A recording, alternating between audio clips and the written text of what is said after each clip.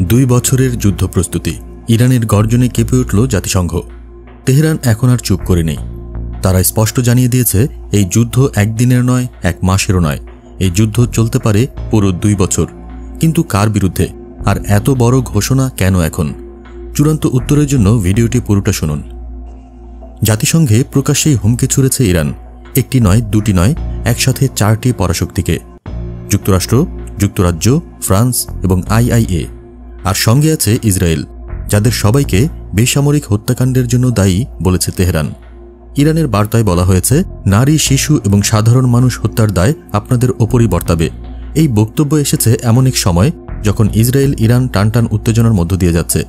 Tehran সরাসরি বলেছে, এই যুদ্ধ যদি শুরু হয় তবে এটা 2 বছর পর্যন্ত গড়াতে পারে।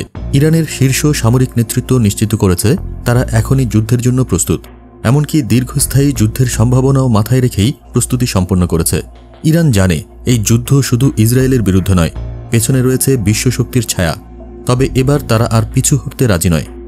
জাতিসংঘে তারা যে ভাষায় কথা বলেছে তাতে বোঝা গেছে তাদের মনে কোনো ভয় নেই। বরং তারা জানিয়ে দিয়েছে, যুদ্ধ বেছে নিলে আমরা শেষ দেখেই ফিরব। যুদ্ধের ঢোল বাজছে, আর ইরান এবার বলেছে 2 বছরের রক্তস্নানের জন্য তারা প্রস্তুত।